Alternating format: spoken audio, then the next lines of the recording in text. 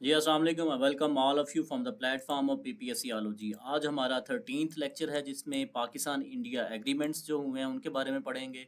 ये GK series है elite mentorship programme. देखें जी, लियाकत नेहरू पैक्ट 1950 में जो एग्रीमेंट साइन हुआ उसको कहते हैं लियाकत नेहरू पैक्ट। इसको प्रोटेक्शन ऑफ माइनॉरिटीज़ के रिलेटेड भी पैक्ट कहा जाता है। तो साइन किसके दरमियान हुआ? Liaquat prime minister of Pakistan and Nehru was also the prime minister of India. ठीक है। तो फ्रीडम ऑफ मूवमेंट की बात की है, एम्प्लॉयमेंट फॉर माइनॉरिटीज़ की बात की है, माइनॉरिटी कमीशन बनाया जाएगा, return to the abducted women and their property. ठीक है। तो ये इस वजह से किया गया कि जो लोग पार्टीशन के बाद माइनॉरिटीज़ किसी ना किसी एरिया में रह गई हैं तो उनके राइट्स को प्रोटेक्ट किया जा सके। नेक्स्ट है इंडस वाटर ट्रीटी 1960 में हुआ। किसने ब्रोकर किया? वर्ल्ड बैंक ने। वाटर की डिस्ट्रीब्यूशन के रिलेटेड है, ये सबसे इंपॉर्टेंट है और जिसको इंडिया ने आजकल उसको सस्पेंड कर दिया यूनिलैटरली। तो कहा क्या गया कि जो वेस्टर्न रिवर्स होंगे आईसीजे, इंडस, चनाब और झेलम किसके हो जाएंगे? पाकिस्तान के। और India controls the eastern river यानी कि रावी, ब्यास और सतलुज को। ठीक है जी। तो परमानेंट इंडस वाटर कमीशन भी इस्टेब्लिश किया गया किसके जरिए? इंडस वाटर ट्रीटी के जरिए, जो कि 1960 में हुआ। नेक्स्ट है शिमला एग्रीमेंट 1972 में हुआ। जो बायलैटरल रिलेशंस थे 1971 की वॉर के बाद, तो उसको कहते हैं शिमला एग्रीमेंट। और इस एग्रीमेंट के अंदर रिलेशंस को नॉर्मलाइज किया गया, डिस्प्यूट्स को पीसफुली रिजॉल्व करने की बात की गई और लाइन ऑफ कंट्रोल को उन्होंने कहा कि वो उसको क्या किया जाएगा? रिस्पेक्ट किया जाएगा। नेक्स्ट है जी एग्रीमेंट ऑन न्यूक्लियर इंस्टॉलेशंस। ठीक है। तो प्रिवेंट एक्सीडेंशियल न्यूक्लियर कॉन्फ्लिक्ट, तो ये 1988 में हुआ कि न्यूक्लियर कॉन्फ्लिक्ट को क्या किया जाएगा?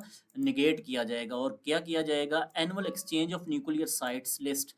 तो हर साल आप न्यूक्लियर साइट्स की क्या करेंगे? डिटेल शेयर करेंगे। No attack on each others nuclear facility, तो न्यूक्लियर फैसिलिटी के ऊपर अटैक नहीं हो सकता। नेक्स्ट है agreement on air space violation.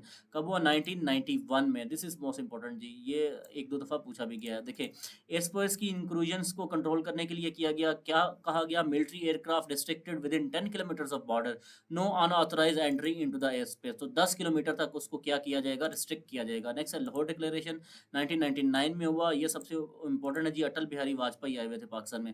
तो promote peace and security dialogue on dispute along with Kashmir. ठीक है। तो इसमें कॉन्फिडेंस बिल्डिंग मेयर्स की भी बात की गई। तो ये आपका एक इंपॉर्टेंट है, आपने ये याद रखना है कि कॉन्फिडेंस बिल्डिंग मेयर्स भी इसमें लिए गए। नेक्स्ट है pre notification of missile test. 2005 में किया गया कि भाई जो भी मिसाइल अटैक्स होंगे, टेस्ट करेंगे हम, तो उसकी आपने प्री नोटिफिकेशन देना है कि हम टेस्ट कर रहे हैं, ताकि उससे मिसअंडरस्टैंडिंग डेवलप ना हो।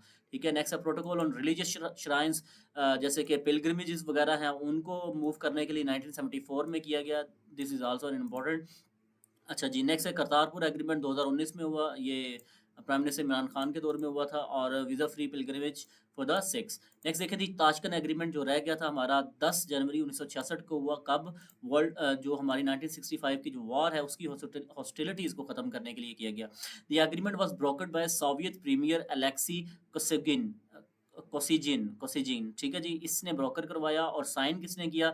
लाल बिहारी शास्त्री। ठीक है, लाल बिहारी शास्त्री ने इंडिया की तरफ से साइन किया। और पाकिस्तान की तरफ से कौन था?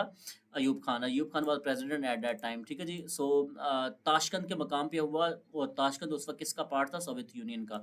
ठीक है जी। एक और एग्रीमेंट है जिसको कहते हैं कराची एग्रीमेंट और इसमें सीज फायर लाइन जो सी है वो इस्टेब्लिश की गई किसमें? जम्मू एंड कश्मीर में। ठीक है।